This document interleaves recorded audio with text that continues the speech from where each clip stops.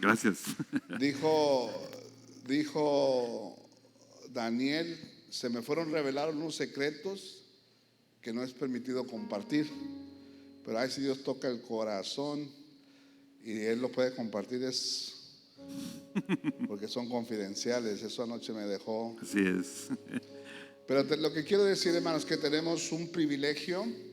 El hermano lo ven así muy sencillo, como él se ve, pero las conexiones que tiene son con presidentes y los proyectos son internacionales, donde se envuelve el FBI, donde se envuelve, y todo con una misión: salvar naciones.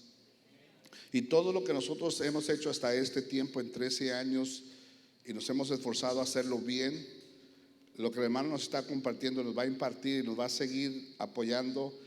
Lo que ya hicimos nos lo va a llevar a un nivel y a una dimensión, hermanos, en un mover del Espíritu Santo. Lo que ustedes han querido ver por muchos años, el cómo es de Dios, y Él lo va a enseñar, pero el Espíritu Santo lo va a hacer. Amén. Y va a usar su vida y la mía para los planes y propósitos divinos. Pastor. Amén. Gracias. Pues nuevamente buenas noches. Gracias por todos aquellos que tuvieron que salir del trabajo, algunos un poquito cansaditos, pero los negocios del Rey son del Rey y Él merece toda nuestra entrega. Déjenme iniciar con un poquito repaso de lo que hemos hablado, principalmente el viernes en la noche, y conectándolo con lo del día de ayer. ¿Quiénes estuvieron el viernes? Nomás para saber, pues fue casi la mayoría, ok. Y el domingo, pues obviamente todos. Y que me pongo un ladito para que puedan ver. Sí. Tiene rueditas. Aquí, mira, no les estorbo, ¿verdad? Ustedes sí cansan a ver. Y si no, pues se mueven para acá. Bueno, haciendo un poquito repasito rápido para conectar, yo les hablaba de cómo a veces hemos aprendido a ver a la iglesia de la ciudad, no a una congregación, sino a toda la iglesia de la ciudad como pequeños estanques. Y cada estanque tiene vida. Pero curiosamente esa vida no se comparte ni se une. Rara vez vemos una congregación que funciona con otra y se logra algo para la ciudad. Tal vez allá una vez al año se juntan todos los estanques, hacen un evento porque viene un predicador o alguien y luego se regresa cada quien a su estanque. Y el pendiente, el problema es que no estamos impactando las ciudades, no estamos siendo relevantes en la vida de la ciudad. La palabra dice muy claramente que número uno somos embajadores del Rey. Nosotros estamos aquí para representar al gobierno del cielo, que es el reino de Dios. Número dos, somos luz. Y la luz brilla en la oscuridad, no brilla donde hay luz. Entonces tenemos que estar yendo a la oscuridad. Y número tres, somos sal. La sal preserva. La sal le da sabor a la vida, pero también preserva la vida. Entonces es inconcebible que habiendo tantos creyentes en una ciudad, la ciudad no sepa que Dios existe de una manera poderosa. Porque la riqueza que tiene la iglesia se concentra en estanques, ¿no? Entonces decíamos, si quieres, decíamos que como estanque nos tenemos que convertir en un río. El agua que está aquí tiene que unirse con el agua de otra congregación, y se tiene que ir a un río y que vaya hasta el último rincón de Brownsville, hasta el último rincón del estado, hasta el último rincón de Estados Unidos. Pero para que un estanque se convierta en un río tenemos que ponerle laderas, tenemos que ponerle al lado, levantar un poquito el terreno y el agua sube de nivel y entonces el agua empieza a correr. Y cuando empieza a correr el agua es cuando nosotros interpretamos que el Espíritu Santo empieza a mover a las congregaciones, ¿no? Y nosotros la propuesta que hacemos es que tenemos una de las laderas del río que ponemos es evangelismo de oración. Ahorita vamos a hacer un repasito rápido. Y el otro es precisamente los 5 paradigmas. El viernes pudimos ver un paradigma. Hoy pretendo ver otro. Si hay tiempo podemos meter otro. Si no, como dice aquí mi querido hermano, el pastor, dice, pues ya nos veremos otra vez y le seguimos. Porque no es aventar volumen de información, es la suficiente para digerirla, tragarla y entonces sí que sea parte de nuestra vida, ¿no? Entonces, hablábamos de que teníamos que cambiar el clima espiritual de la ciudad, o del trabajo, o de la escuela, o de la policía, o de donde sea, del barrio donde vivimos. Y para hacerlo, hemos aprendido que antes de hablarle a la gente de Dios, le hablamos a Dios de la gente. Si hacemos nomás la primera parte, le hablamos a la gente de Dios, le hablamos a la gente de Dios, pero no oramos, no intercedemos, no le hablamos a Dios de la gente, nos brincamos la parte esencial del evangelismo, que es Dios. Y de repente podemos caer en que hacemos cosas porque las tenemos que hacer. Y no es así. Primero vamos con el Rey, con Dios, y le decimos: Señor, dame las herramientas, la gracia, la unción, lo que se necesite para alcanzar a Juan Pérez. Cuando ya le hablamos a Dios de Juan Pérez, ahora sí vamos con Juan Pérez y le hablamos de Dios. Es un cambio de paradigma, de pensamiento, ¿no? Adelante. Y decíamos que de acuerdo a Lucas 10, que ya se acuerdan, Lucas 10 es el plan de evangelismo del Señor. El único plan de evangelismo que está escrito en la Biblia es Lucas 10, donde el Señor manda a los 70 con los lobos. Y el Señor les dice: vayan donde yo voy a ir, no donde ustedes quieren ir, donde yo voy a ir. Y cuando vamos y va Jesús, nos encontramos ahí. Cuando llega Jesús, pasan cosas extraordinarias. Extraordinarias. Vemos la mano de Dios, vemos que pasan cosas que ni siquiera estamos orando ni pensamos que van a suceder, y suceden. Nosotros cuando hacemos algo tratamos de hacerlo bajo la convicción de que Jesús va a ir. Y cuando Jesús va, todo cambia. Entonces nosotros a veces llegamos a un lugar, hacemos lo que tenemos que hacer, pero estamos viendo el reloj: ¿a qué hora va a llegar Jesús? ¿A qué hora va a llegar Jesús? Porque no nomás es el invitado, Él es el que hace suceder las cosas. Y cuando llega Jesús, mire, Jesús fue a 2 funerales y los desbarató porque resucitó a los muertos. Jesús cuando llega tiene que sentirse la presencia de Dios. Nosotros mucho de lo que hacemos lo hacemos con una sobreconciencia y nos forzamos a concientizarnos de que buscamos siempre la presencia manifiesta de Jesús. ¿Qué quiere decir la presencia manifiesta de Jesús? Bueno, sabemos que Jesús está siempre presente porque es Dios omnipresente, es omnipotente, es poderoso. Él está no nomás aquí en la tierra, sino está y abarca toda la creación. Pero una cosa es que estemos conscientes de la presencia manifiesta, que se manifieste la presencia de Jesús. Yo al principio que empezamos con esto, yo decía: pues Jesús está aquí, sí, pero se está manifestando. Lo puede la gente tocar, se puede percibir que aquí hay alguien de la realeza, que es Dios, el Rey, y que se siente su presencia y es diferente. Si no se siente, entonces nomás estamos percibiendo la presencia omnipotente, omnipresente de Dios, pero no la manifiesta. Y cuando uno empieza a experimentar la presencia manifiesta de Jesús, la presencia manifiesta de Jesús, la presencia manifiesta de Jesús, y cuando no se manifiesta, como que falta Él, falta que se manifieste. Mire, por ejemplo, la Navidad. La Navidad es un evento que tradicionalmente hacemos muy bonito, muy familiar, y si cuidamos, puede ser un evento especial. Pero póngase a pensar, y esta Navidad que viene, cuando esté con su familia y esté cortando el pavo, lo que sea, y estén abriendo los regalos, hágase la pregunta: ¿se siente la presencia de Jesús? ¿O la fiesta ya opacó al festejado? Bueno, pues no nomás es de Navidad. En Navidad estamos celebrando su cumpleaños, por decirlo así, su nacimiento, y Él es la razón de la ocasión, como decimos. Pero de repente como que ya no estamos conscientes de que necesitamos que su presencia se manifieste. Bueno, tenemos que llegar a ese punto, y no nomás a ese punto, sino simple y sencillamente en todo lo que hagamos. Sentir la presencia manifiesta de Jesús, decir: aquí está Jesús. ¿Por qué? Porque la esencia de la iglesia, el núcleo de lo que podemos decir la iglesia, que nosotros llamamos eclesía, ¿saben cuál es? Es un principio poderosísimo que dice: donde 2 o 3 que se reúnen en mi nombre, ahí está Jesús. Por ejemplo, ahorita, ¿dónde está Jesús? Sabemos que está aquí porque Él es omnipresente, pero ¿cómo se está manifestando? ¿Cómo sabemos que está aquí?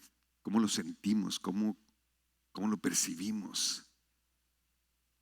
Obviamente, yo lo puedo percibir, su presencia manifiesta, con la hermosa joven que nos estaba dirigiendo.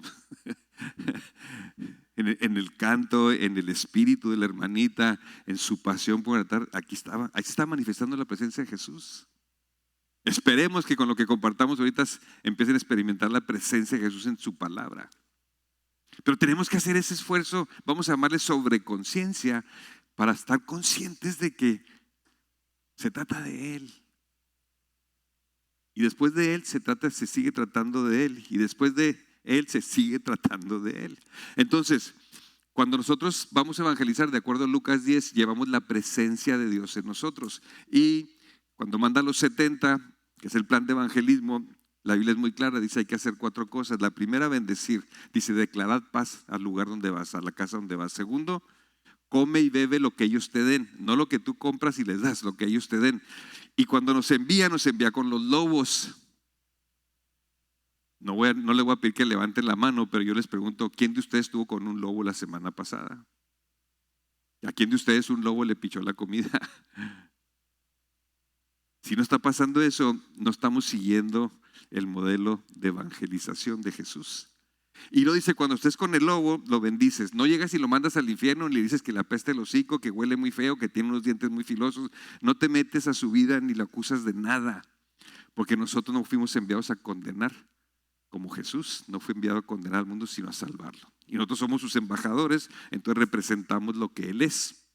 Entonces, declaramos paz, tenemos comunión con Él. Para que un lobo te pague la comida, te tienes que ganar su afecto, su respeto, su amistad, su cariño. Si no, no pasa.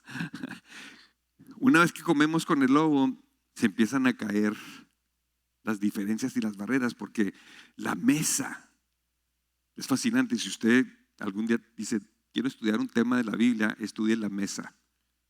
Vaya a hacer una concordancia y saque todas las citas que hablan de la mesa y va a encontrar cosas fascinantes de la importancia que tiene la mesa en todo el contexto de la Biblia, tanto el Antiguo Testamento como el Nuevo Testamento. La mesa, la iglesia del Nuevo Testamento, la iglesia se reunía alrededor de la mesa.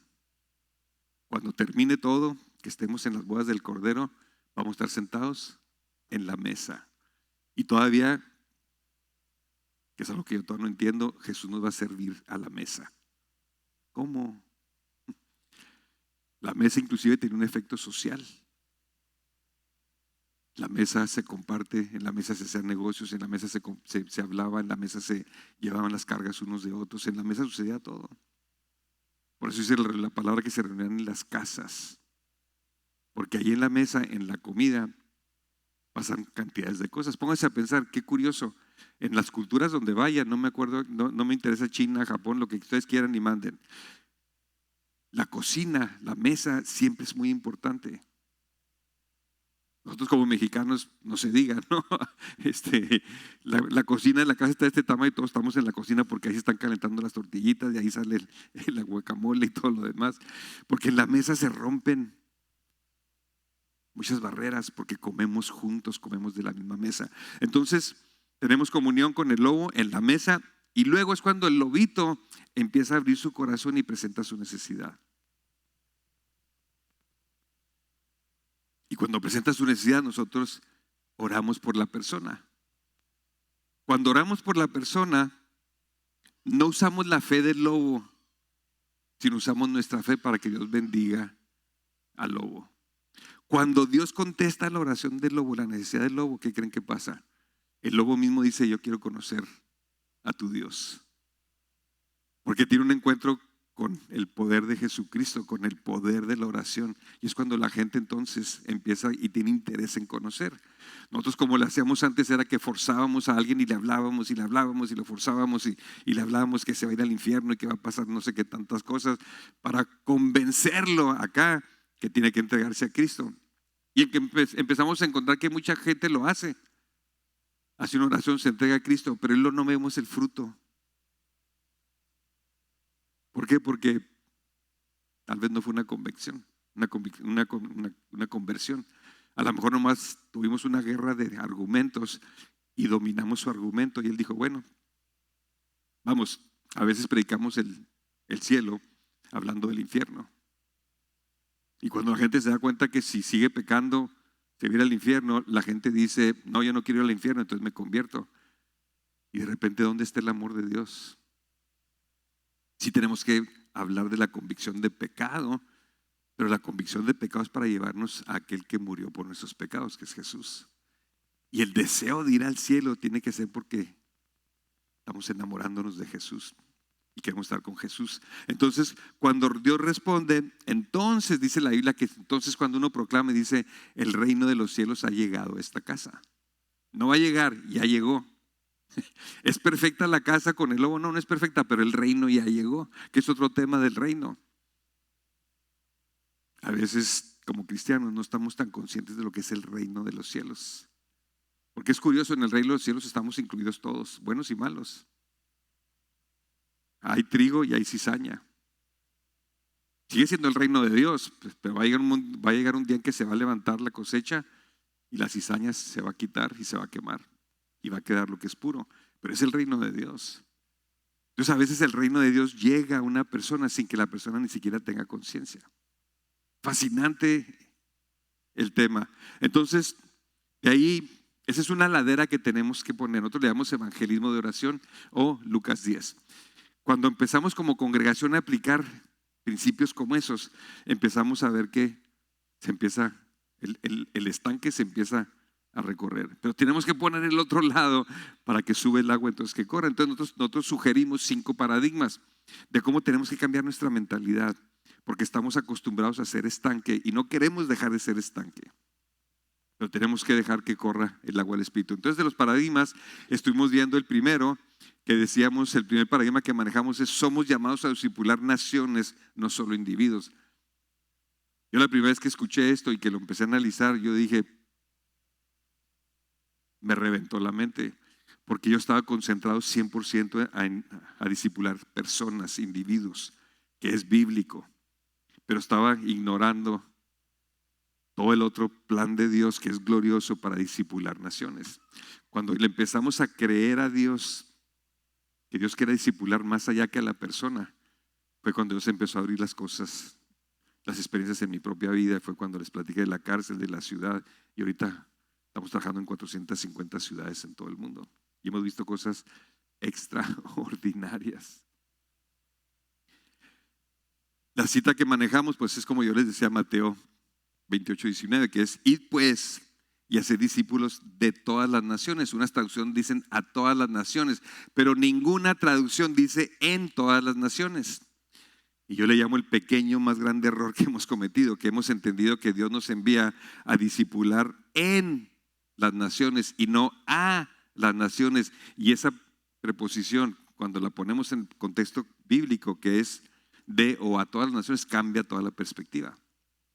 Vamos, todos deberíamos estar en el negocio de discipular nuestra ciudad. Y usted va a pensar, ¿y quién soy yo? No, esa es la pregunta incorrecta.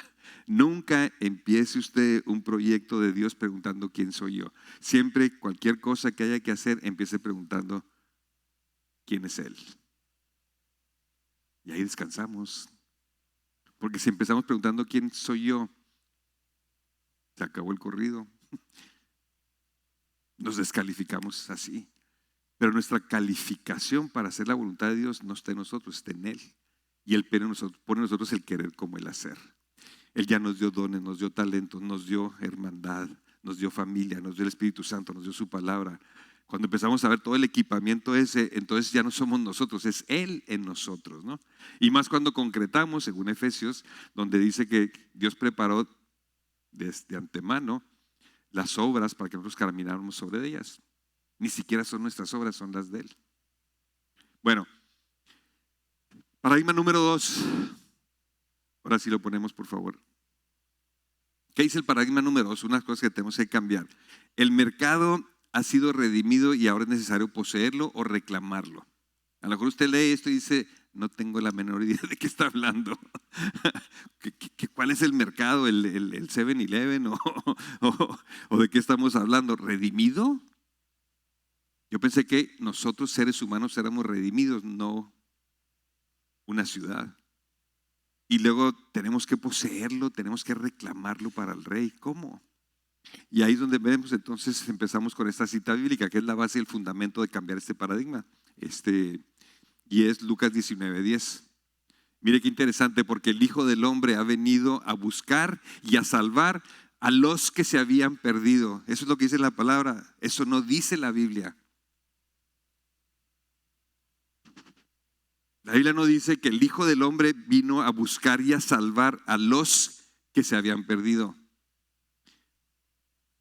Lo que dice Lucas 19 dice, porque el Hijo del Hombre ha venido a buscar y salvar lo.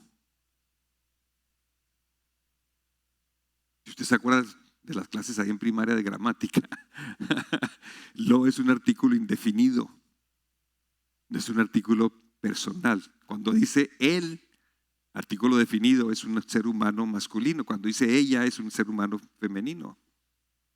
Pero cuando dice lo, es un artículo definido porque lo está dirigido a un objeto, a una cosa. Entonces, si nos ponemos a pensar, tal y como está escrita la Biblia, a ver, Jesús vino a buscar y a salvar lo que se perdió. Entonces yo les hablaba de que tenemos que empezar a ser teólogos fenomenológicos. Cuando estudiamos y leemos la Biblia, algo así, tenemos que desmenuzar. Por eso la palabra dice que escudriñemos las Escrituras. Yo cuando dice escudriñar me acuerdo de este dedo. Escudriñar las Escrituras es moverle a cada palabra y a ver qué. Y primero que nada dice, porque el Hijo del Hombre ha venido a buscar y salvar. El Hijo del Hombre vino a buscar, anda buscando para salvar. ¿Qué? ¿A las personas? Sí. Primero que nada, Jesús viene y nos busca y nos salva a los seres humanos. Pero Lucas 19 no está hablando de las personas, Lucas 19 está hablando de las cosas. Entonces ahí cuando vemos algo así, tenemos que decir, caray, ¿cómo que Jesús vino a buscar y salvar lo que se perdió? Y la pregunta que nos tenemos que hacer, si analizamos esto, tenemos que hacer una pregunta, a ver, ¿qué se perdió? Sabemos quiénes nos perdimos, pero ¿qué se perdió? Es una reflexión muy interesante. Pero vamos entonces entrando ahora sí primero vamos definiendo qué es el mercado. Nosotros definimos el mercado, lo traducimos del inglés marketplace. Desafortunadamente la traducción marketplace, mercado, para muchos de nosotros quiere decir otra cosa, un lugar donde venden abarrotes y legumbres y donde vamos a comprar el mandado o algo así, ¿no? Pero no hemos encontrado una palabra que sea similar. Ya estamos como que aprendiendo a manejar esa palabra con ese sentido. ¿Qué es el mercado? El mercado consta de 3 partes. 1, el comercio. 2, la educación. Y 3, el gobierno. El mercado es donde convergen estas 3 arterias que son las que dominan la vida del ser humano. Hay muchas más. Hay cultura, hay arte, hay ciencia, hay deporte, hay un montón de cosas, hay salud. Pero estas 3, si se fijan, estas 3 áreas, arterias, tocan la vida de cada uno de nosotros antes de nacer, durante vivimos y después de vivos. La educación toca nuestra vida antes de nacer porque en el contexto donde nacemos traemos y absorbemos la educación de nuestra casa. Vivimos y empezamos a negociar, empezamos a comprar y a vender. Desde que nacemos alguien tiene que comprar el pañal, la leche en polvo, la ropita, y luego viene esto, y luego viene el otro, y luego vienen tantas cosas, ¿no? Y cuando nos morimos, alguien tiene que gastar para el sepulcro, para el entierro. Toca la vida, el comercio toca la vida de todos. Cuando tú te mueres y tienes una propiedad, de acuerdo a la ley se define qué va a pasar con la propiedad. Si firmas un testamento, se le entrega a la persona. Si no, la familia puede perder la propiedad. La educación, como decía, viene desde antes que nacemos. Ya traemos la educación de la familia y nosotros la absorbemos. Cuando crecemos podemos rechazar esa educación del hogar o la podemos absorber. Pero al ratito entramos en la escuela y empezamos a ser educados. Tristemente ahorita hay una tendencia muy fuerte a ya no educar a la persona, sino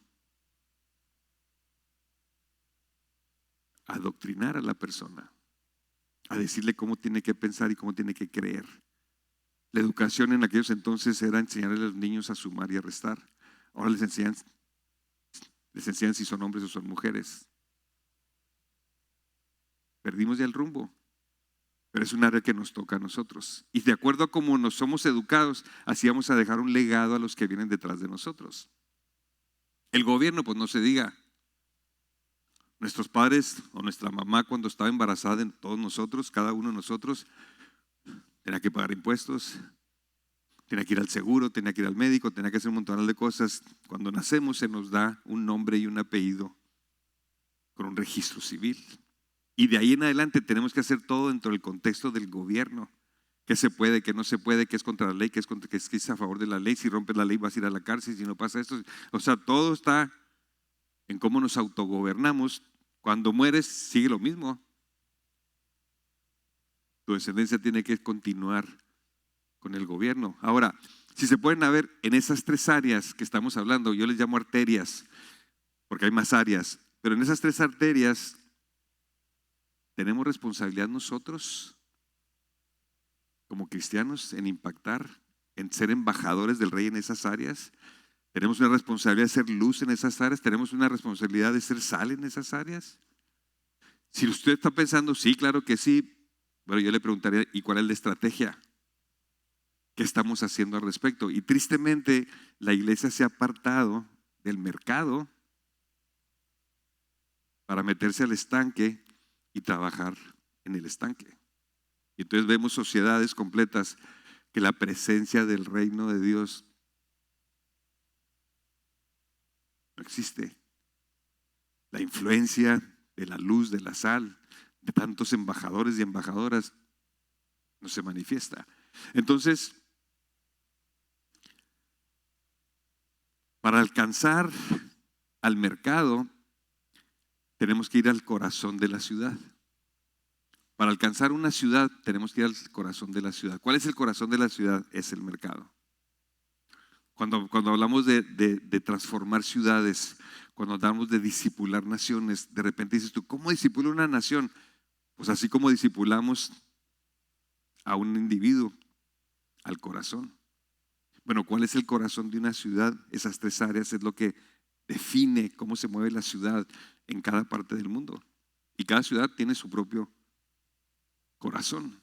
Entonces, ¿cómo alcanzamos a una persona? Le hablamos al corazón. ¿Cómo alcanzamos una ciudad? Le hablamos al corazón. ¿Cuál es el corazón de la ciudad? El mercado. Entonces, no sé si le ayuda esto un poquito a, ok, ya estoy entendiendo, ya empezamos a entender qué es el mercado y todo lo que estamos diciendo ahorita. Ahora, muy interesante el contestar la pregunta, ¿es posible discipular una ciudad, una nación? Definitivamente sí lo es. ¿Es posible? ¿Es bíblico? Definitivamente sí es bíblico. ¿Por qué es bíblico? Porque el Hijo del Hombre ha venido a buscar y salvar lo que se había perdido. Ahora, profundizando un poquito más, ¿qué es lo que se perdió? Esa es una buena pregunta. Vamos a ver entonces, ¿qué es lo que se perdió? Vamos a ver el primer punto que se perdió. Lo primero que se perdió fue la relación con Dios. Cuando el hombre, desde Adán y Eva en el paraíso, cuando se desobedece a Dios y se prueba el fruto de la vida y llegamos a tener el conocimiento del bien y del mal, se perdió la relación con Dios. Solución, Cristo Jesús resucitado.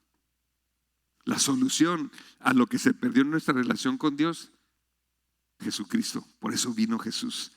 Jesús vino a restaurar la comunicación de nosotros con el Padre. Eso lo entendemos. Y tan lo entendemos y lo hacemos muy bien que eso nos dedicamos, predicamos el Evangelio. Al familiar, al amigo, al que sea, le decimos, entrégate a Cristo porque Cristo te perdona tus pecados y te conecta con el Padre. Ahí tenemos que fuimos destituidos de su presencia desde el huerto del Edén, pero en Cristo Jesús volvemos a estar conectados a su presencia y nos da como herencia, como regalo, la vida eterna. Pero se perdió una segunda cosa en el huerto del Edén. Porque cuando decimos qué es lo que se perdió, nos tenemos que regresar en la Biblia al principio. Y ahí es donde hacemos este análisis. ¿Qué fue lo segundo que se perdió? Se perdió la relación con el prójimo. Y lo primero que tenemos que la primera generación de Adán y Eva, Caín mata a Abel. Perdimos la relación con Dios y perdimos la relación entre nosotros. Nosotros nos restaura Dios con Él. Y luego, ¿cuál es la solución a la relación, a la relación que perdimos con el prójimo? Jesús otra vez. Porque en Cristo Jesús se nos da el ministerio de la reconciliación y se nos enseña a perdonar hasta 70 veces 7. Se nos enseña a amar al enemigo, no nomás al amigo. Entonces la restauración horizontal entre hombre y mujer, entre hombres y mujeres y entre todos, en Cristo Jesús se restaura lo que se perdió. Pero primero se tiene que restaurar lo que se perdió en nuestra relación con Dios. Fíjese qué curioso, en estas dos cosas, cuando viene Jesús aquí a la tierra, después de que vemos toda la ley se completa con estas palabras. De ahora en adelante, dice Jesús, toda la ley se resume en 2 mandamientos. Amarás al Señor con tu Dios y a tu prójimo. Desde el Antiguo Testamento fue lo que se perdió y Dios lo restaura. Pero hay una tercera cosa que se perdió. Hay una tercera cosa que se perdió. Y esta es la que nos aboca el día de hoy. Se perdió la relación con el mercado. La tierra fue maldecida. Póngase a pensar, si el hombre no hubiera caído, el día de hoy habría alimento para todos, no habría contienda entre nosotros, estaríamos enamorados de Dios, no habría contaminación, no habría enfermedad, no habría cáncer, no habría esto, no habría lo otro, no habría asesinato, no habría nada de eso. Perdemos la relación con Dios, perdemos la relación entre nosotros mismos y se pierde, vamos a llamarle la economía, se pierde el gobierno y se pierde la educación. Ahora sí me entiende lo que es el mercado. Entonces cuando nos ponemos a analizar Lucas 19 dice: Jesús vino a buscar y a salvar no nomás a los que nos perdimos, sino viene a buscar y salvar a lo que se perdió. Mire, yo a veces digo lo siguiente: una persona se entrega a Cristo, gloria a Dios, y anda en fuego y todo lo demás. Si queremos saber si de veras se convirtió, vamos a estudiar qué hace con su cartera. Porque yo conozco muchos cristianos que se convirtieron a Cristo, pero sus carteras no se han convertido a Cristo. Porque cuando vemos cómo gastan el dinero, siguen gastando el dinero en cosas que no necesariamente edifican al reino. Entonces una persona ha sido redimida, su relación con Dios se restaura, su relación con el prójimo se restaura, pero su economía, su comercio sigue siendo de él. La conversión pasa de restaurarse con Dios, restaurarse entre nosotros mismos y restaurar las cosas con Dios. Interesante, ¿no? Vamos, podemos decir con mucha confianza que la sangre que Jesús derramó no nomás salva al pecador, sino salva todo lo que le pertenece al pecador. Y salva la economía, salva la educación. El reino de Dios tiene que extenderse en las cosas. Y aquí tenemos en esta parte de la escritura, Lucas 19, una instrucción directa de Dios para involucrarnos en redimir el mercado, porque Cristo ya vino a buscarlo y a salvarlo. Ahora nos toca a nosotros redimirlo, volvérselo a entregar al Señor para que Él sea entonces el rey de nuestra economía, de nuestro carro. Cuando vemos la vida de la iglesia del Nuevo Testamento, vemos cómo su economía fue redimida y fue restaurada para Jesús. No nomás sus vidas, sino lo que hacían, sus carteras y todo lo que hacían. De repente tenemos experiencias donde la iglesia de Jerusalén está pasando por una situación difícil y una iglesia de las más pobres da más allá de su capacidad. ¿Por qué? Porque su economía había sido restaurada y reclamada para el reino.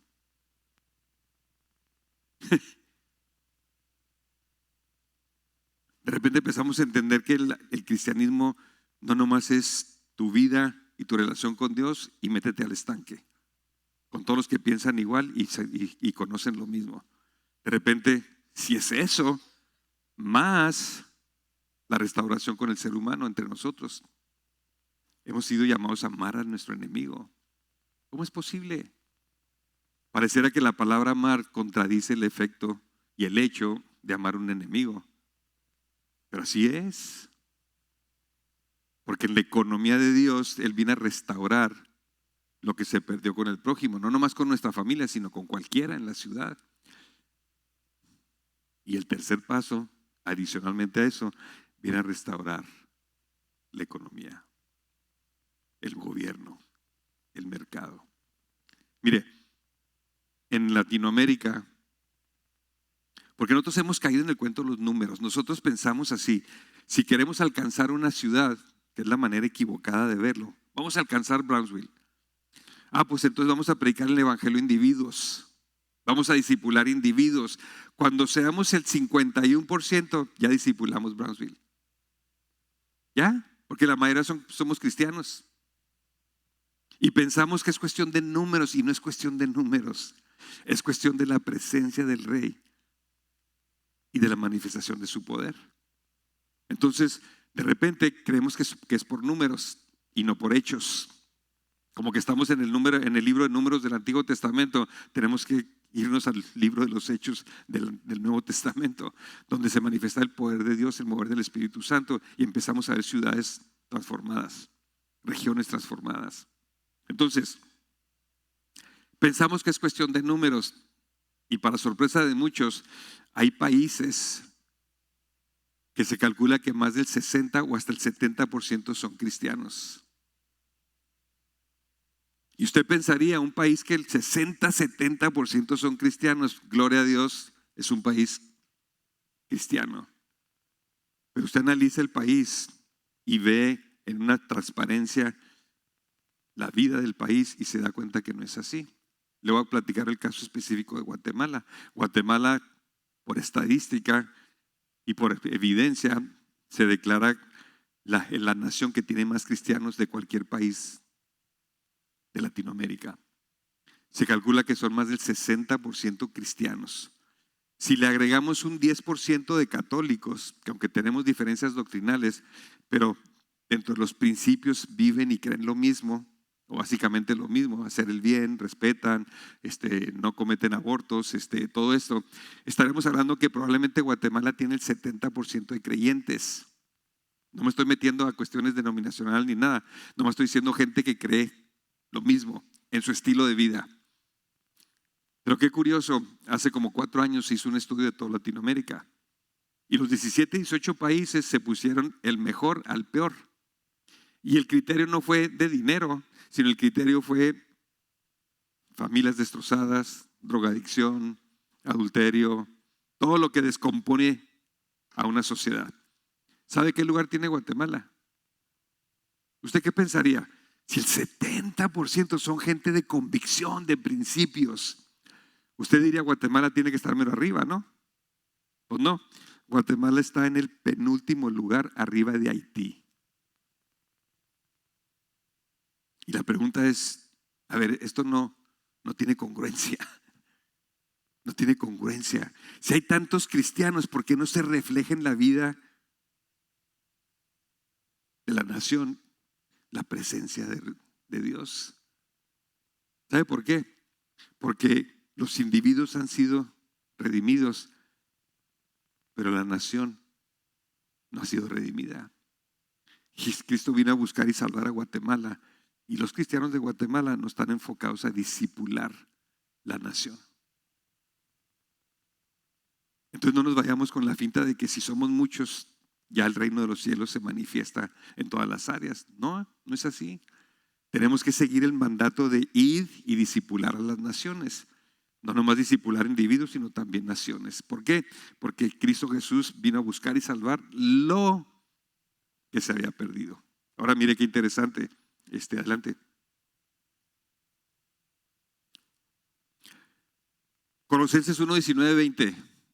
Por cuanto agradó al Padre que en Él habitara toda la plenitud, y por medio de Él, está hablando de Jesús, reconciliar todas las personas. No dice reconciliar todas las cosas consigo mismo. Y dice, ¿cuáles cosas? Ya sean las que están en la tierra como las que están en los cielos. Órale. Va a llegar un día en que la iglesia de Jesucristo va a reconciliar las cosas de los cielos con Dios. Probablemente va a ser cuando estemos con Él en la eternidad, porque este asunto de la cruz no termina aquí en la tierra, trasciende a toda la historia, trasciende a la eternidad. Entonces, así como estas citas bíblicas, hay bastantes en la Biblia donde no nomás habla de las personas, que eso lo tenemos claro. Nadie va a interpretar que estoy diciendo Jesús no vino a redimir a las personas, vino a redimir nomás las cosas. No, Jesús vino a redimirnos a nosotros como personas. Pero eso ya lo tenemos dominado, ya lo masticamos, ya lo tragamos, ya es parte de nuestra vida. Lo que no hemos entendido es que aparte de redimirnos a nosotros, Jesús vino a reconciliar todas las cosas. Qué curioso, al Padre le agradó. A Dios Padre le agradó reconciliar las cosas a través de Jesús con Él. ¿Por qué tiene interés el Padre de que las cosas se reconcilien a través de Cristo Jesús? Porque Él es el creador, no nomás del ser humano, sino de las cosas. Mire, por ejemplo, el tema de la ecología. El tema de la ecología es un tema cristiano que la iglesia de Jesucristo debería estar levantando la bandera de cuidar la tierra. Pero como no tenemos esta visión de reconciliar la tierra con el Padre, tuvieron que llegar gente que ni conoce a Dios para defender la creación. Porque nosotros no hicimos nuestro trabajo, porque no entendimos que Dios quiere reconciliar la naturaleza con el Rey. Qué interesante. ¿Por qué? Porque estamos estancados en nuestras cuatro paredes, en nuestro mundito, que a veces no nomás es espiritual, sino a veces es más religioso que espiritual. Y dejamos de ser influencia, dejamos de ser luz, dejamos de ser sal.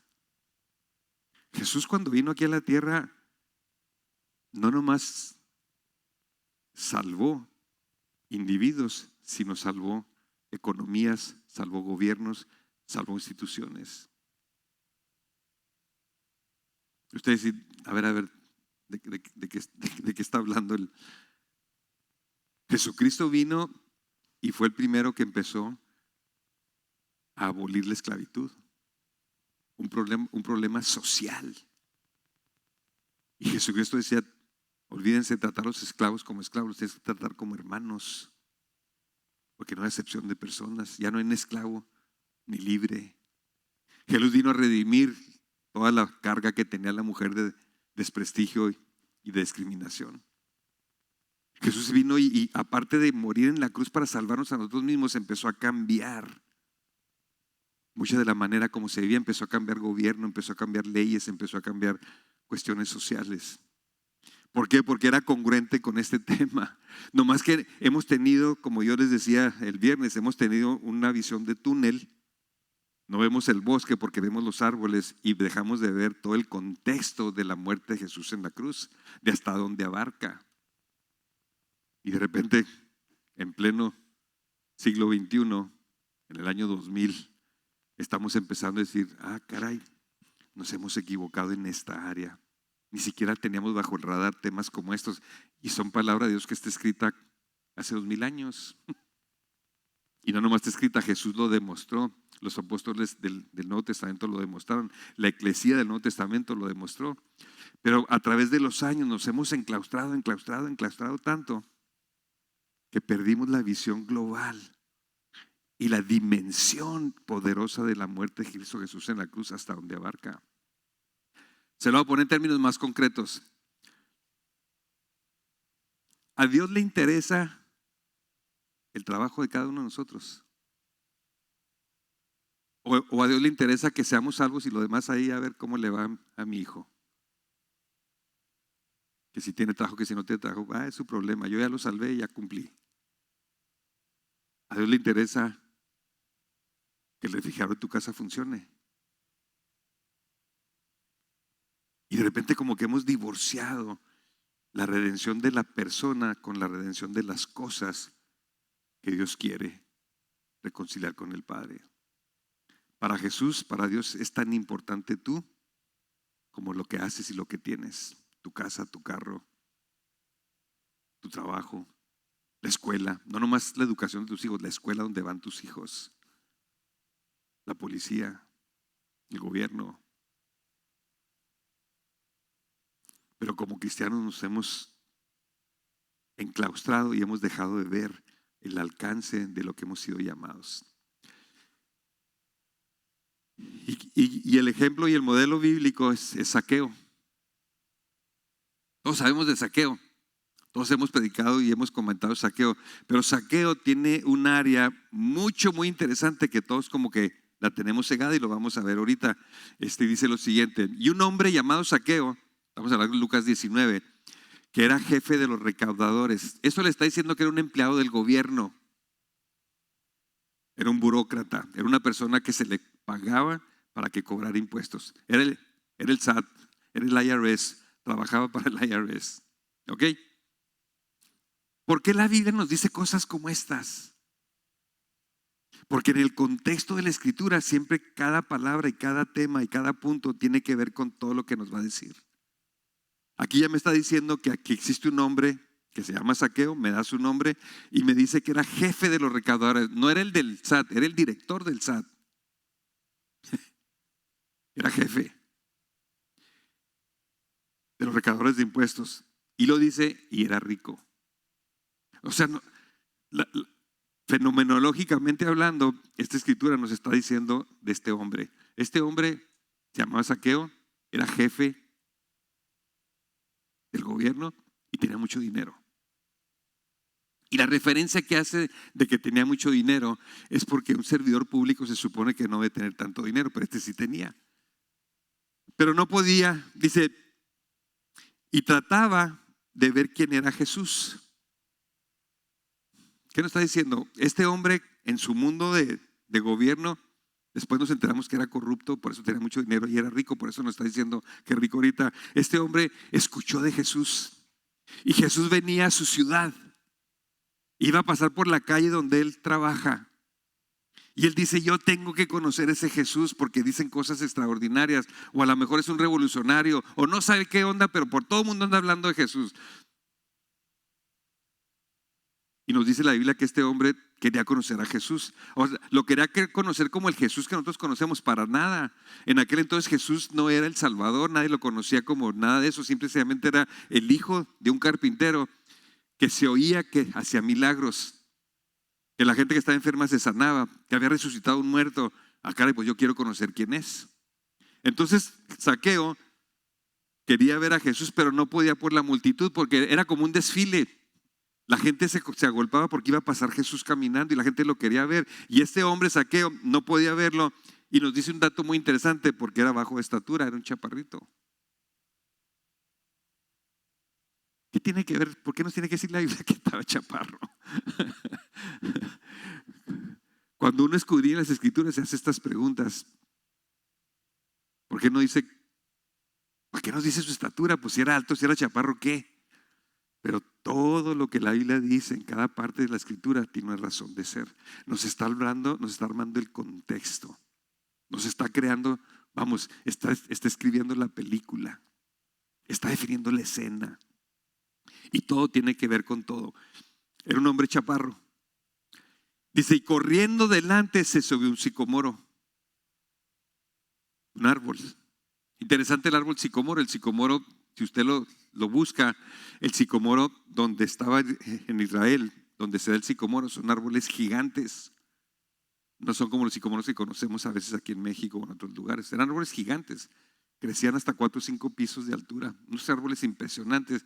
Bueno, el que era chaparro nos muestra que tuvo que hacer algo extraordinario, como subirse a un árbol grandote para poder ver a Jesús. Si hubiera sido alto, no nos hubiera dicho que se subió a un árbol. Y usted dice, ¿y para el caso qué tiene que ver? Tiene que ver, y ahorita lo vamos a ver.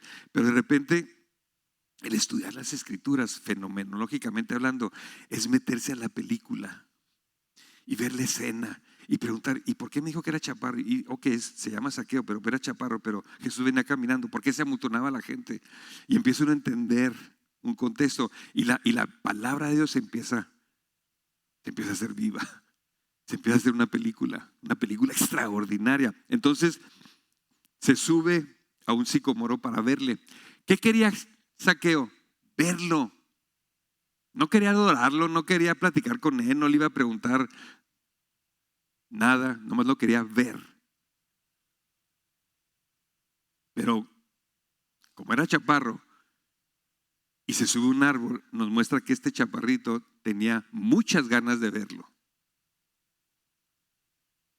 Era algo que a él lo motivaba a hacer. Cuando pasa esto, dice que se subió un sicomoro para verle, porque Jesús estaba a punto de pasar allí. Es como cuando usted va al desfile, ¿no? Y quiere ver pues uno de los carros alegóricos, ¿no? Y la gente empieza ya, ¿cuál es? ¿Cuál es? Y ya lo ven una cosa muy hermosa, ¿no?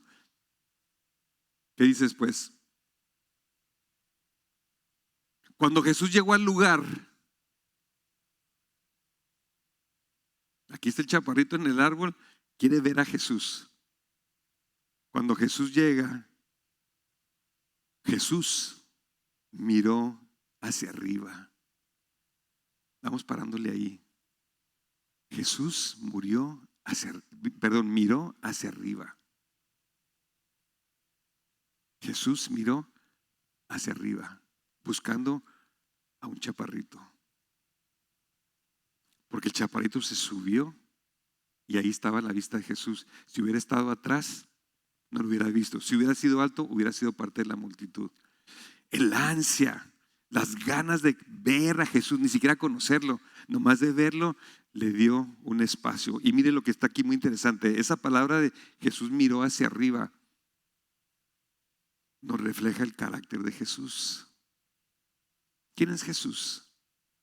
Jesús es el Rey de Reyes, creador del universo, el Alfa y el Omega, el León de la tribu de Judá.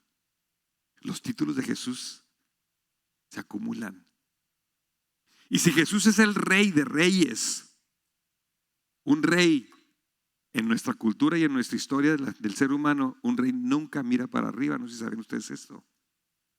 Un rey nunca anda buscando para arriba. El rey siempre está en un trono encima de todos y el rey ve para abajo. Y los súbditos, si quieren ver al rey, tienen que voltear para arriba. Este no es cualquier rey. Este rey no se conforma al rey del mundo. Yo tengo un amigo en Tailandia que hizo cosas increíbles para los budistas de Tailandia. Cristiano, un pastor. Hizo cosas increíbles para bendecir a los budistas. ¿Se acuerdan del fenómeno que sucedió del tsunami que pegó en Phuket, Tailandia? Yo creo que más o menos por la edad que veo, si se acuerdan de la noticia, ¿no? Hay hasta una película muy interesante de una familia que toca todo eso y cómo viven todo eso. Cuando pasa eso, el tsunami llega y pega a Tailandia y destruye una gran parte y miles y miles y miles de gentes murieron. Este hermanito, pastor de una congregación de 20, 30 personas, solito, cuando entiende los principios de transformación y pasa todo esto, una escuela musulmana, llegó el agua y la arrasó. No quedó absolutamente nada. Y dice que él decía, ¿qué está pasando? Muertes. Él se salvó porque estaba del otro lado de la isla en un campo misionero. Si no hubiera muerto igual que muchos. Bendito Dios, ninguno de las gentes de la congregación fallecieron.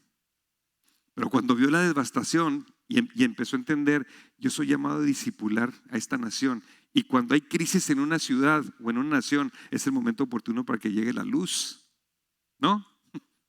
Cuando está más oscuro es cuando debe brillar más el cristiano. Y muchas veces es cuando el cristiano se esconde igual que cualquiera que no es luz.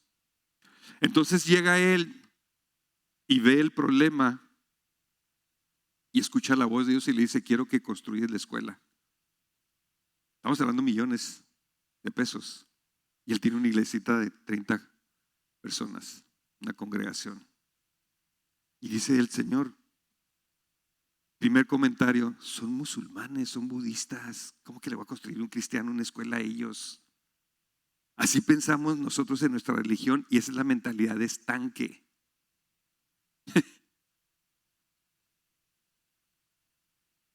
Y Jesús murió por la iglesia.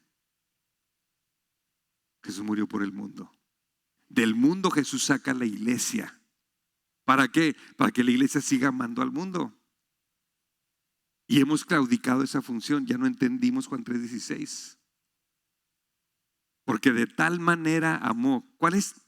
Jesús no nomás amó de una manera particular y específica. De tal manera amó Jesús que amó al mundo. ¿A quiénes? A sus enemigos. Ahí estamos incluidos nosotros. Y nosotros vemos al pecador como perdido y vamos para que conozca a Jesús y sea salvo. Pero no vamos porque lo amamos.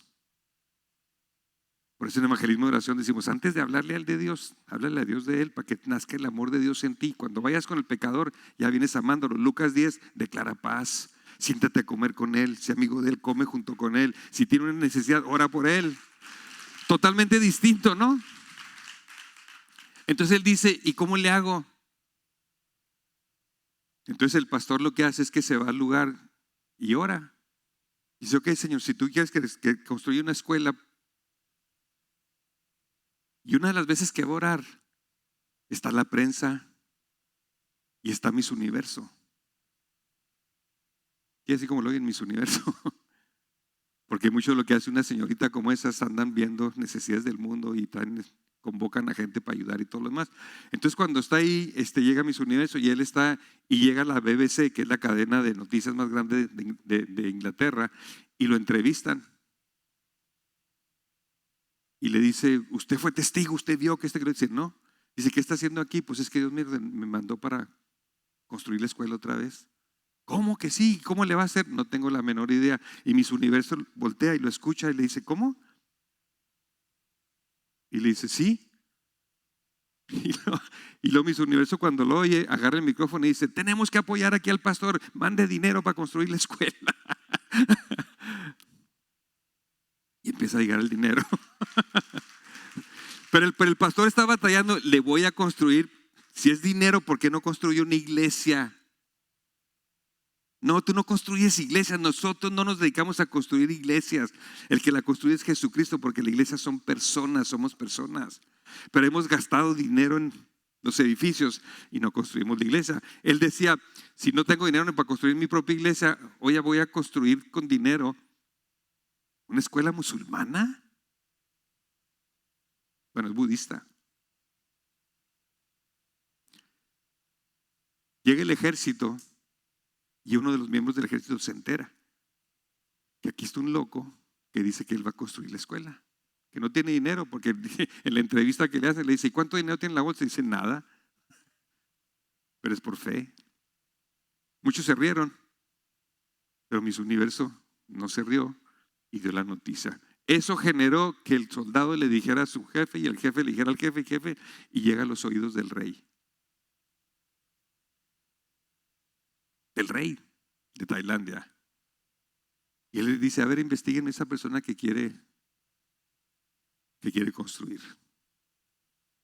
Llegan con él y le dice, ¿usted quiere construirla así? ¿Tiene planos? No. Pero lo tengo aquí porque Dios ya le había dado el diseño. Y se podría presentar el proyecto, y presentó el proyecto. Va con él, hablan con el rey, y el rey manda al ejército del país bajo las órdenes del pastor para construir la escuela. Y se termina la escuela. No te hago las fotos, pero te las podré enseñar. Una escuela preciosa, nuevecita, todo así nuevo para los budistas. El rey queda tan encantado que le da una condecoración. Bueno, Tailandia, 93% budista de la población, 6% musulmana, menos del 1% cristianos. Menos del 1%. O sea, el cristianismo en Tailandia es raro. Las congregaciones más grandes que yo conozco, 40, 50, 100, y ya es una mega congregación. Y después de 20 años estar predicando el evangelio. Y el rey decide darle la condecoración, un reconocimiento a un pastor cristiano que construyó una escuela. Entonces el rey lo manda a llamar para entregarle la condecoración. Y me dice el pastor, un buen amigo mío, me dice, cuando llego me enseñan el protocolo para hablar con el rey. Bueno, no para hablar, tú no hablas con el rey, para estar enfrente de la presencia del rey. Y luego me decía, a ver, platícame, ¿qué te dijeron? Mira, me dijeron que cuando llegas, de cierta distancia tú puedes estar y todo lo demás. Cuando llegue el rey y se sube al trono, porque es un trono y el trono está en alto, nadie ve al rey hacia abajo, todo el mundo voltea a ver al rey hacia arriba. Cuando llegue el rey y se sienta, todo el mundo tiene que estar calladito, sentadito y todo lo demás. Y entonces me dicen, le va a llamar el rey. Cuando el rey le llame, usted va a caminar despacio hacia el rey y no lo puede ver a los ojos. Y va a caminar despacio y cuando llegue ante la presencia del rey, usted va a subir unos escalones. Dice el rey, sentado en su trono le va a otorgar. Usted no puede tocar al rey. Tenga mucho cuidado que cuando le entregue la condecoración, no lo puede tocar. Y cuando le entregue eso, usted le da las gracias y se regresa de reversa, viendo hacia abajo. Cuando termina a un lugar, usted puede darse la vuelta e ir a su lugar y sentarse. El rey no ve para arriba. Y este rey, el rey de reyes, sí ve para arriba. ¿Por qué es importante decirnos que era chaparro? Porque tuvo que ser un árbol. ¿Por qué es importante que tuvo que ser un árbol? Para mostrarnos que el rey de reyes sí ve para arriba. Que no es como ningún rey de la tierra, es especial, es diferente, es todo amor, todo para buscar a esta persona. Entonces, cuando el rey ve para arriba, le dice, Zaqueo. ¿Por qué nos dijo que se llamaba Zaqueo antes? Porque ahora Jesús le llama Zaqueo sin que nadie le diga que es Zaqueo. Porque es un Dios todopoderoso. Él conoce el nombre por revelación. Imagínense Zaqueo, el chaparrito que lo ve pasar y luego Jesús se detiene y lo voltea y lo ve a él. Él sabe que es un rey en aquel entonces. En aquel entonces todo el mundo sabe que es un rey. Nosotros no venimos de un país de reinado y no tenemos esa cultura ni tenemos idea. Yo he estado en países donde hay reyes. Digo, lo más cercano que tenemos a lo mejor en México es lo que vemos que pasa en Inglaterra con la reina que murió y todo lo demás. Pero como no es nuestra cultura, no dimensionamos cosas como estas. Entonces, está Zaqueo ahí arriba y el rey de reyes, que no lo ve como rey, pero él es el rey de reyes, voltea y lo ve y le llama por su nombre. Imagínense cómo sintió Zaqueo. Toda esta multitud viene a verlo a él y él me habla por mi nombre. Zaqueo, date prisa. Apúrate. ¿Por qué quiero que te apures? Porque hoy debo quedarme en tu casa. El rey decide quedarse a dormir en la casa de Zaqueo. Aquel que venía, bueno, nomás a buscar al rey para verlo, no tenía mayor intención, pero como era chaparro, tuvo que hacer un sobreesfuerzo, subirse a un árbol. El rey miró para arriba y le dice, voy a quedarme en tu casa. ¿Por qué no le dijo al alto que estaba atrás de la fila y sí veía? ¿Por qué no le dijo al que estaba mero enfrente? Porque Zaqueo era bajo de estatura, era un funcionario público y era rico. Eso es lo que hace Jesús. Cuando leemos que Jesús vino a buscar y salvar al pecador, eso es lo que hace Jesús. Pero aquí el contexto es que Jesús vino a buscar y salvar lo que se había perdido. Entonces mire qué interesante, porque entonces él se apresuró. Claro que se apresuró. Llegó corriendo a su casa. Vieja, ¿qué crees? El cuate ese que anda levantando muertos va a venir, se va a quedar dormido en nuestra casa. Saca el cabrito y el lechón y el pan y vamos a esto y porque viene. Entonces él se apresuró a descender y le recibió este es un pecador que recibe al Rey de Reyes con gozo. Yo me pongo a pensar, cuando oramos nosotros y oramos para la bienvenida a Jesús a un evento, a la hora de la comida. Señor, gracias por esos alimentos. A veces no oramos con gozo porque no estamos conscientes de la presencia manifiesta del Rey. Tenemos que volver a la esencia de lo que es enamorarse de Jesús, como Zaqueo. Entonces llega con gozo. Y al ver esto, claro, claro, y al ver esto, la gente, todos murmuraron diciendo, ha ido a hospedarse con un hombre pecador. Zaqueo tenía fama de pecador porque era ladrón, porque robaba con la autoridad del gobierno. Era corrupto. Y Jesús dice, yo voy a llegar a la casa del corrupto, del funcionario público, del que trabaja para Roma, el que nos roba los impuestos y abusa de nosotros.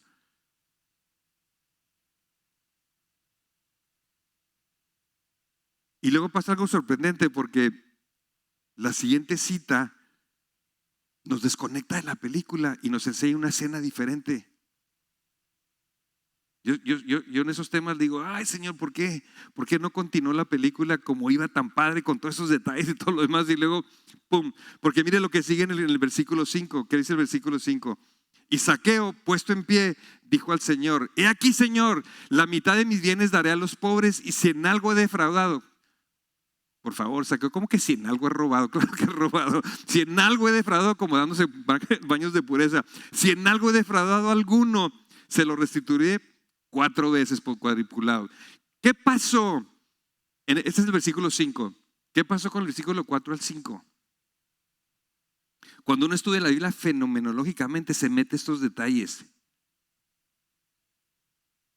Pregunta, del versículo 4 dice que lo recibió con gozo. Versículo 5 ya está arrepentido, ya va a regresar dinero lo que se robó a los pobres y da la mitad de sus bienes a la gente pobre. ¿Qué pasó en la vida de Zaqueo en ese momento? No sabemos, pero vamos a especular. Jesús le dijo, yo voy a morir por tus pecados, pasa al frente y haz una confesión de fe para que nazcas de nuevo y te vas al cielo. ¿Le dijo eso Jesús? Probablemente no, porque Jesús todavía no quería que se supiera que él era el Mesías. ¿Qué le dijo Jesús a Zaqueo? Que Zaqueo del 4 al 5 dice, se puso de pie, no pudo aguantarse, se tuvo que poner de pie ante el rey y decirle, todo lo que tengo la mitad se lo voy a dar a los pobres. Entonces Jesús le habló de los pobres. Jesús habló de la pobreza. Oye, Zaqueo, tú eres rico, ¿qué haces por los pobres? Pues lo robo.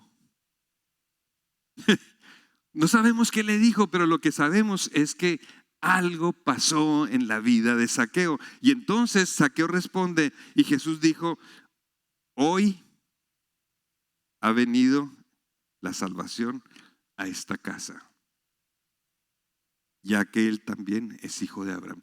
¿Qué pasó? Jesús todavía no moría en la cruz, Jesús todavía no derramaba su sangre, Jesús todavía no había redimido los pecados y la salvación llegó antes y salvó a este ladrón del gobierno.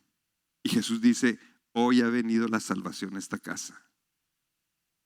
Es Lucas 10. Lucas 10 vio a Zaqueo y le declaró paz. El Señor se mete y come lo que el lobo le va a dar de comer y ve la necesidad. Todavía no. Y todavía después de que hace eso, el hombre responde, Zaqueo, y Jesús dice, el reino de los cielos ha llegado a esta casa. Hoy ya llegó la salvación a esta casa. Mire qué interesante, porque no dice, hoy ya vino la salvación a esta persona. No habla de la vida de Zaqueo.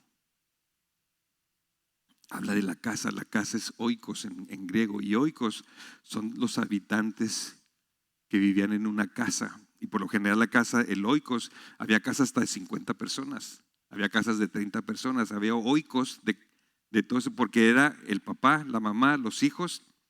Si tenía un negocio, que los negocios estaban en las casas, eran los empleados, y algunos hasta tenían esclavos. Ese era el oikos, esa era la casa. La casa no nomás era papá, mamá e hijos. La casa incluía, y esto véalo en la historia, y en el oikos se incluía a todos los que dependían de ese hogar. Y Jesús dice, el reino de los cielos, la salvación ya llegó a esta casa, ya que él también es hijo de Abraham. El chaparrito que se sube y que el rey lo ve hacia arriba y entra a su casa y come con eso, dice, este ladrón, en una noche, no sabemos qué pasó, el versículo 4 al 5, pero lo que sabemos que pasó es que dice Jesús, este también es hijo de Abraham. Este es de los míos, porque la salvación llegó a esta casa. Ahora, en este contexto, toda esta, vamos a llamarle introducción, que se las quiero presentar como una introducción, es para concentrarnos en el siguiente versículo. Y ahora lo va a entender. Ahora va a decir, Ya me cayó el 20, ya le entendí. Porque el versículo que sigue, ahora sí, Lucas 19:10, ahora sí, Mirnita, ¿qué dice? Porque el Hijo del Hombre ha venido a buscar y salvar lo que se había perdido. El contexto de lo que Jesús dijo, que él, el Hijo del Hombre, él, había venido a buscar y salvar lo que se había perdido, es la casa de Zaqueo, era el trabajo de Zaqueo, era el trabajo del gobierno, era el mercado. Porque no está hablando de la persona, está hablando de todo lo que incluye junto con la persona. Cuando empezamos a entender esto decimos, ah, caray, Jesús vino a buscar y salvar al gobierno corrupto para que a través de este ladrón, este pecador, que la gente lo conoce así, tuviera una experiencia con el rey, y ahora el trabajo de gobierno fue redimido y fue rescatado, y ahora se reconcilia con Dios. Y este funcionario público regresa todo lo que se robó 4 veces y aparte regala la mitad de lo que tiene para los pobres.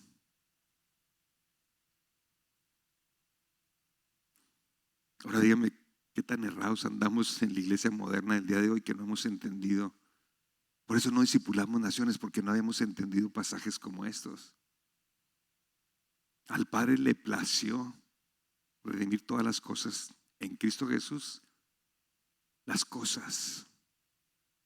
Entonces, cuando hablamos del paradigma 2, tenemos que seguir firmes en lo que creemos y se nos ha enseñado y enseñamos que Cristo Jesús vino a redimir al pecador, y eso somos nosotros. Pero ahora estamos diciendo, pero eso no es toda la historia. Hay otro capítulo que hemos ignorado por años y por cientos y cientos de años. ¿Cuál es? Que también vino a buscar y salvar lo que se había perdido. Y el contexto de esa escritura es Zaqueo. ¿Y Zaqueo quién era? Un chaparrito rico, porque era ladrón, que trabajaba en el gobierno. Y Dios cambió al gobierno en Zaqueo para beneficio del pueblo. Cuando una persona se convierte, no nomás se convierte la persona, se debe de convertir su cartera, su trabajo, su casa, su carro, su colonia, su escuela, todo lo que roza, todo lo que está bajo la influencia del creyente. Y tristemente hemos divorciado el domingo del lunes y hemos divorciado la redención de la persona con la redención de las cosas de la persona. Por eso nosotros creemos que Dios está súper interesado en nuestras cosas. Pero es nuestra responsabilidad reconciliar nuestras cosas. Mire, tan sencillo como esto: si yo tengo carro y un hermanito de la congregación no tiene carro, y yo paso al frente y alabo a Dios y me tiro al piso y lloro y gloria a Dios y todo lo demás, y luego mi hermanito se queda parado hasta que se vayan todos porque le da vergüenza porque no tiene carro, y luego se va caminando 1 hora a su casa. Si mi carro está reconciliado con Dios, mi carro es para ayudarlo a Él. Es el reino. ¿Se dan cuenta? Y no nomás eso, miles de cosas. Pero honestamente, y es autocrítica, no tenemos esa cultura. No tenemos esa cultura. Yo ya vine y ya la ve, ya di mis diezmos, ya me voy a mi casa. El hermanito que anda a pie, pues a ver cómo le hace. Y no lo digo en mal contexto, no estoy hablando ni de ustedes porque ni los conozco. Es tipo lo que estoy conociendo, lo más probable es que no sea así. Pero lo que estoy diciendo como cuerpo de Cristo, como iglesia de Jesucristo, no estamos pensando en redimir la economía, en que nuestras cosas estén y sean parte del reino de Dios y no sean parte de mi reino. Por eso les decía que cuando quieras saber si una persona de veras se ha convertido, ver si su cartera ya se convirtió o no. Si seguimos gastando igual, algo falta. Falta redimir la cartera, que es una cosa, a través de Cristo Jesús con el Padre. Mire qué curioso en el Nuevo Testamento, porque todo esto está fascinante, porque no nomás tenemos la enseñanza, estos son los evangelios. Después, cronológicamente, empezamos a ver el libro de los Hechos. Y cuando empezamos a ver el libro de los Hechos, la gente, la eclesía del Nuevo Testamento, eso fue lo que hizo. ¿Qué dice la Biblia cuando se aplican estos principios? No dice que no había pobres entre ellos. Los pobres siempre van a existir, Jesús lo dijo. Pero sí dice la Biblia que no había gente con necesidad. Porque las bienes, las cosas de la eclesía del Nuevo Testamento era del reino, no eran de las personas.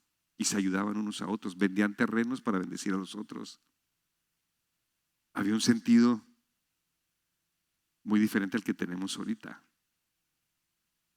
Nos urge, tenemos que llegar a un momento en nuestras vidas de arrepentirnos, pedirle perdón a Dios y decir: Señor, cámbiame, cámbiame, cámbiame cómo veo el cristianismo, cómo veo mi vida en Cristo, cómo veo el reino, cómo veo las cosas, cómo veo el mercado, cómo esto, y ayúdame a dar los pasitos para empezar a redimir las cosas con el Padre.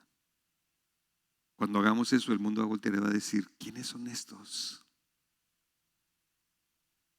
Ahorita como iglesia a veces nos jactamos de que hacemos mucha obra social. Sí es cierto, pero también la hace el Club Rotario, la hace el Sertoma, el 2030, los policías, los bomberos. Todo el mundo hace obra social. Pregunta número 1 es: ¿nosotros lo hacemos por amor? Buena pregunta. Y segundo, ¿lo hacemos para redimir las cosas con el Rey? ¿Para discipular la economía? ¿Para discipular la ciudad, discipular la nación? Teniendo el mandato y la gloria de palabra como esta, andamos bien perdidos y hemos dejado de experimentar el poder de Dios en cosas extraordinarias porque estábamos fuera del radar. O sea, no teníamos conciencia de esto. Dios está revelando cantidades de cosas como estas. No es nada nuevo, pero es lo que la iglesia necesita y es lo que el mundo necesita. Ver el amor de Dios a través del discipulado de naciones, como lo vemos en el Nuevo Testamento. Déjeme terminar orando y que usted se vaya a casa con ganas de meditar. No tome decisiones ahorita. Yo le recomiendo: no llegue y no, sí, Señor, no.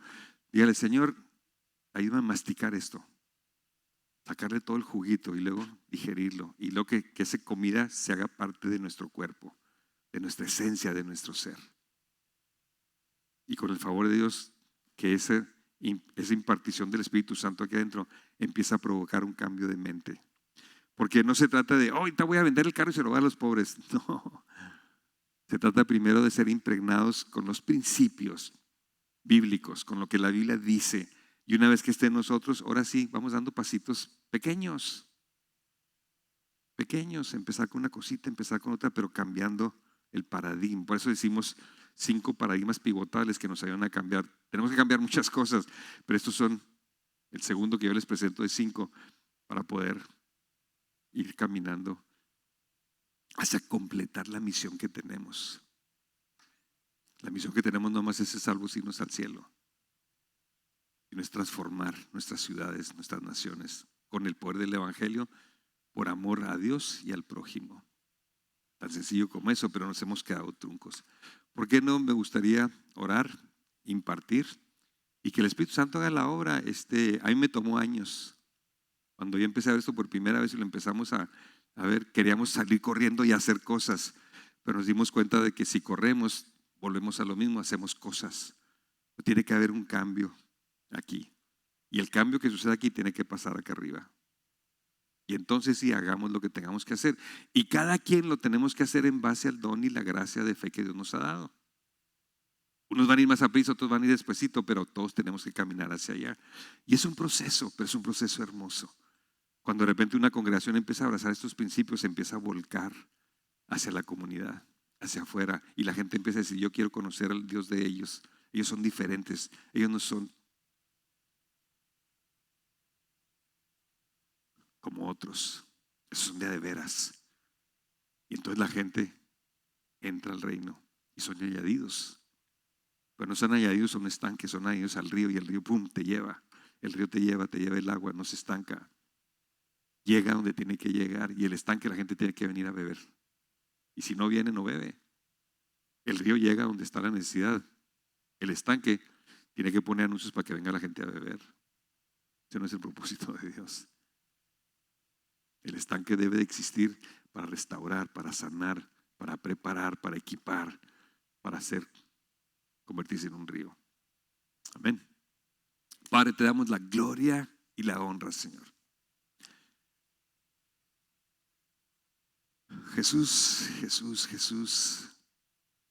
Primero que nada, gracias por estar aquí. Gracias, Jesús. El leer este pasaje y conocer más de ti, lo que hiciste, cómo lo hiciste, hasta donde tenemos la información, nos hace sentir tu presencia, nos hace exclamar y decir: qué maravilloso Dios tenemos.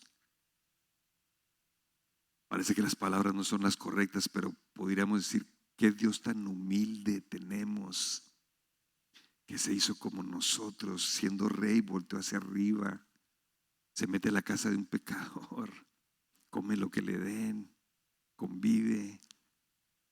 Y no sabemos, Jesús, qué platicaste con Zaqueo, no sabemos qué le dijiste. Lo que sí sabemos es que el que se puso de pie y no nomás cambió su vida, Señor, cambió su trabajo. El trabajo del gobierno en la persona de Zaqueo fue transformado. Y no sabemos, Señor, la historia que sigue, porque como dice tu palabra, si se hubieran escrito todas las cosas, no habría biblioteca en el mundo que pudiera retener todo lo que se podría haber escrito de lo que tú hiciste y generaste aquí.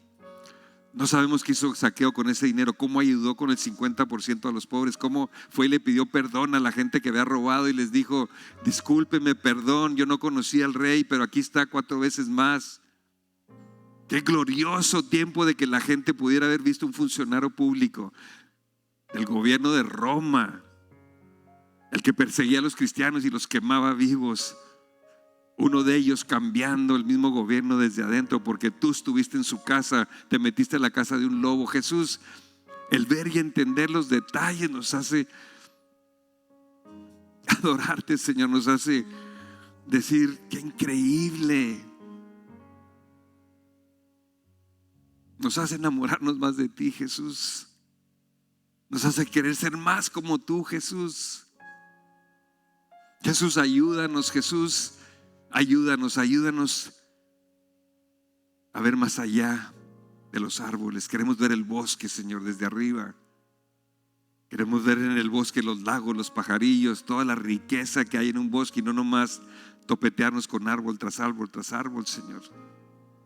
Queremos ver tu reino, queremos que tu reino venga no nomás a nuestra vida, a nuestra casa, pero también a la escuela de nuestros hijos, al gobierno, a los juzgados, Señor, a las cárceles, a los negocios, Señor, a los sindicatos. Y Jesús, el pensar que nos has seleccionado para eso, nos honra, nos hace sentirnos especiales y al mismo tiempo incompetentes, porque Jesús, nuestro primer pensamiento es: ¿quiénes somos nosotros? Pero esa no es la pregunta correcta. La pregunta correcta es: ¿quién eres tú? Y tú eres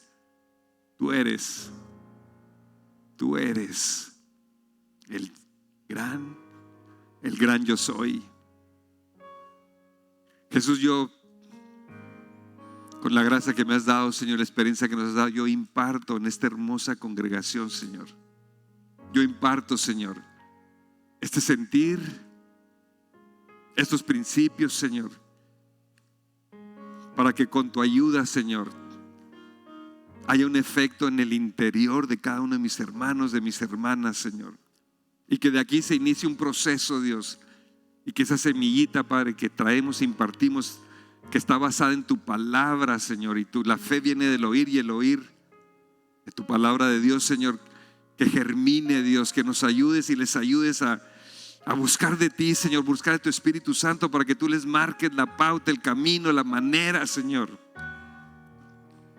Pero que esta congregación no sea jamás igual, y que tú levantes a esta congregación como una luz, pero, Señor, una luz en la oscuridad. Que vayan a las puertas del infierno, Señor, porque tu eclesía, la iglesia que tú edificas, esas puertas se caen, Señor. Pero no se caen si no va la iglesia a las puertas, Señor. Yo bendigo, Padre, al pastor Arturo, Señor, a Lupita, Señor, a Norma, señora Marina, Padre, a a Tony, Señor, a los que estoy conociendo, Señor, a todos los que de una manera u otra se involucran, participan, sirven. Yo los bendigo, Señor. Pero Padre, imparte la visión, Dios. Imparte en ellos esa hambre, esa sed de ir más allá, de disfrutar una salvación. Y solamente predicar el evangelio de salvación, sino también predicar el evangelio del reino, Señor, que es mucho más grande.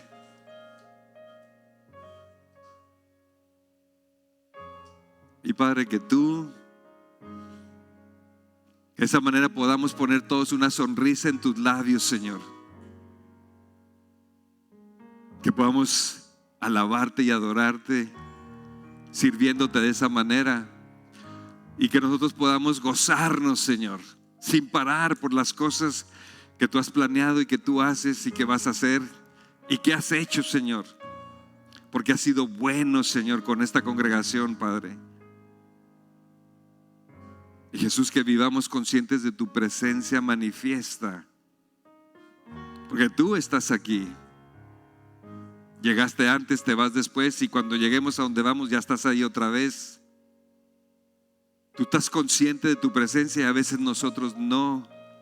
Ayúdanos a experimentarte, a sentirte, a abrazarte, a amarte, a adorarte, a alabarte, Señor, a compartirte, pero con una visión completa,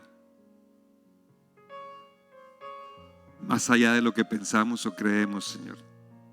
Yo te doy la gloria, Jesús, por esta oportunidad bendita, Señor, de estar aquí con mis hermanos, de servirlos en lo poquito que pueda. Y Dios, que tú seas glorificado. Y todo esto, Señor, lo recibimos en fe. Lo recibimos, Señor, ahorita. Gracias, gracias, Jesús.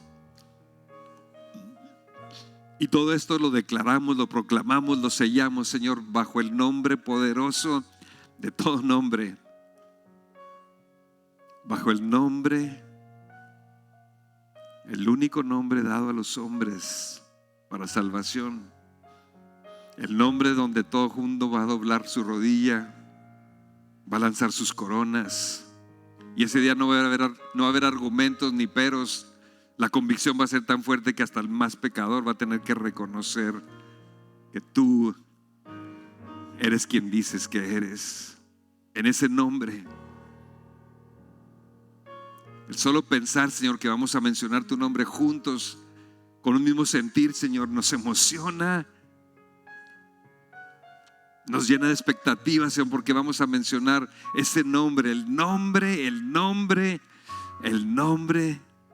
de Jesús. Jesús.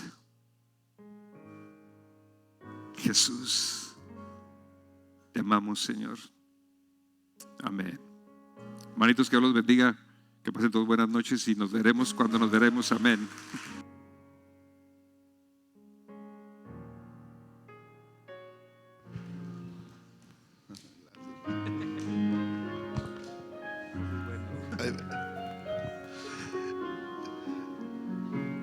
Yo con ganas de que me mirara a los ojos para decirle el 4. Mire, hermanos, dice la Biblia que a veces hablamos y a veces profetizamos. Hace unos meses atrás vino una prédica que la última vigilia iba a ser un regalo maravilloso. Se los prediqué. Y lo que hoy hemos recibido es algo maravilloso. Y me dice Dios, diles que si le quitas el anillo de diamantes. No lo trajiste. El anillo de diamantes que trae tu esposa y se lo pones al niño de 2 años, no vas a saber qué es. Pero si se lo pone enfrente de una mujer, sí va a saber y va a apreciar lo que es. Y lo que cuesta y lo que vale poseer uno. Pero al final el diamante sigue siendo diamante, con su valor y con su, dependiendo quién lo pueda apreciar o no. Pero llegará el momento que lo va a apreciar. Ese niño crece, esa niña crece. Y lo que hoy está en esta casa ya empezó desde hace tiempo. La semana pasada el hermano Chuy en su predicación se los dijo. Las cosas sobrenaturales. El guardia que salía, que se movía, que no hacía ruido, que pasaba, que el ángel andaba con él. El ángel ha venido a esta casa para enseñarnos a movernos en lo sobrenatural. ¿Cómo lo va a hacer Dios? Él me dijo, no sé cómo lo va a hacer, pero te vamos a dar principios. Y no es para el pastor, ni para 2 o 3, es para su iglesia. Después entre semana me llama, o me escribe, no me llama, me escribe Sandra: pastor, ore por mí, porque me dieron acceso con la policía del quién sabe qué. No entendí todo, Sandra, pero y vamos a ir a restaurar y a reconciliar gente que tiene problemas. Y luego me manda una foto de Toto. Ahí ya no sé qué estaba haciendo Toto, pero ahí estaba Toto también. Vamos a ir al mercado. Vamos a ir al mercado y vamos a recuperar lo que se había perdido. Nosotros ya somos salvos y cuando nos morimos nos vamos al cielo, pero todavía hay mucho más. Y de eso estamos hablando. Ya así yo siento como que ya te vas, hermano.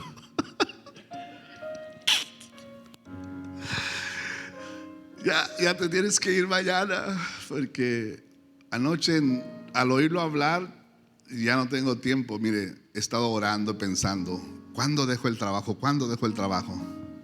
Ya voy a renunciar para venir a tiempo completo a pastorearlos.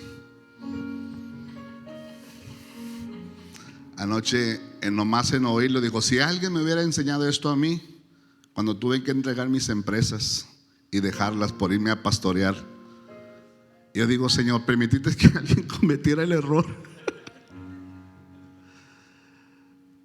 que ahora me está librando, porque todos estos meses hasta la cabeza me duele cuando tomo la decisión. Y anoche me decía, es que tú dices que esta es la iglesia y este es tu trabajo.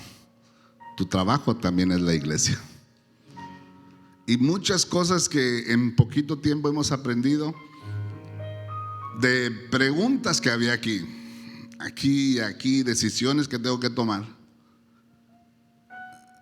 Y yo digo, wow, Señor, de verdad que yo ni sabía ni cómo ni qué, pero sabía que en la última vigilia, en el último cuarto de este año, algo glorioso nos íbamos a traer. Y apenas empezó. Amén. ¿Para quién es? Para la iglesia. ¿Y quién es la iglesia? Lo que él dijo, lo que predicó el pastor Chuy la semana pasada, lo que hemos estado predicando entre semanas, el acceso que nos está conociendo ya gente de gobierno, que conocemos que está posicionado ya en el gobierno, y todas estas cosas que en otro tiempo Noé y Norma, pastores de Minnesota, Arturo, que el reino que arrebata, que va, es que proclama. Era el diamante que me ponían, pero estaba niño. Me lo pusieron enfrente. No está bueno, no, síguete paseando por Argentina y por Hawái. Yo no tengo el tiempo ahorita para ir para Hawái, ni para Argentina, ni qué bueno que tú estás yendo. El diamante en un niño que todavía no sabe apreciar lo que le ponen enfrente. Pero llega el tiempo que viene un poquito más de madurez y ahora lo ves y dice, no, si es un diamante, no es diamantis, es diamante de quilates. Y hoy lo vamos a aprovechar, iglesia, desde el más pequeño hasta el más grande. Si el hermano vino con COVID y los que estuvieron cerca se contagiaron, hoy no es COVID, es unción, es conocimiento, es gracia, es unción, es acceso. No, hombre, ya no voy a decir porque no, hermanos, de verdad que es información clasificada que puede meterlo en problemas de su vida, pero cuando yo me comparte, Yo digo, Señor, nos bendijiste este último cuarto con algo que nos va a ayudar como la iglesia que somos para lo que tienes en los años de vida que nos tenga el Señor aquí en la tierra. Pero imagine cuánto usted ha perdido. Ya es salvo, pero que también el Señor le reconcilie y recupere lo que ha perdido en todas las áreas. Y que somos salvos y tenemos la salvación, pero no nos queremos vivir mañana. Pero estamos tristes y estamos sufriendo porque algo perdimos, que es parte de reconciliar todas las cosas. Uy, mucho. Ya vamos a orar para despedirnos. Entonces yo quiero que todos tengan la oportunidad de saludarlo. Yo digo, Señor, no los pasa al altar, tú eres espíritu. Pero si fuera COVID, el que se acerca más se expone más a que se contagie. ¿Sí o no? Le sacaban, nomás decían, ¿tiene COVID? Es más, hoy alguien me habló, pastor, me iban a correr del trabajo y no me corrieron, pero me dio COVID. Le dije, no te vengas, quédate en tu casa y míranos por la transmisión. Y nos está viendo por transmisión, no le voy a decir su nombre porque... Pero saluden al pastor nomás para que se les pegue todo lo que en un poco tiempito yo he limitado, yo considerando a ustedes que tienen que trabajar mañana, se vayan a descansar. Amén. Salúdenlo ahí, que se les pegue de lo que trae, porque yo quiero que usted sea la iglesia de este tiempo, para que juntos hagamos el trabajo que tenemos que hacer mientras tenemos la vida. ¿Sale, vale? ¿Estamos contentos por eso? Estamos trabajando. Se los voy a anticipar para que nos envíe personas durante los 21 días y nos siga empapando de esto. ¿Queremos recibir más de esto? Muy bien. Padre, gracias por todos mis hermanos, los bendigo en tu nombre. Ellos ya son benditos en ti, pero aún más, Señor, ya están bendecidos y más bendiciones. Y Espíritu Santo, te pido perdón por creer que tengo comunión, pero hoy me comprometo a conocerte más, para entender a dónde vas a llevar este barco y qué aguas se van a partir y a dónde vamos a ir a hacer el trabajo de iglesia que nos llamaste de afuera para hacer la iglesia para este tiempo. Y el libro de los Hechos se escribirá en la frontera del Valle de Texas y del norte de Tamaulipas, y usarás a esta gente, a los que están aquí, Señor, desde el más pequeño hasta el más grande, desde el más alto hasta el más chaparrito, a quien tuviste que romper protocolos de reino, pero no te importa, porque tú sigues siendo quien tú eres, y levantar la vista para recuperar lo que se había perdido. Y hoy se comienza la recuperación de lo que se ha perdido en esta casa, la iglesia que somos nosotros. Con la bendición del Padre, del Hijo y del Espíritu Santo, hermanos, nos vemos el miércoles, los que vienen el miércoles, el domingo, los que venimos el domingo, y en el discipulado el otro, y el 18 la fiesta de Navidad, y el día 3 de febrero encuentro de mujeres, y 2 semanas después el de hombres, me parece que es el 17. Bueno, 3 de febrero, un viernes 3 encuentro de mujeres, y una semana no va a haber, y en la otra va a ser el de hombres, para que comencemos trabajando en eso y todo lo que ya viene. Salúdense, hermanos, saluden al hermano, contágiense de su ADN de unción de COVID.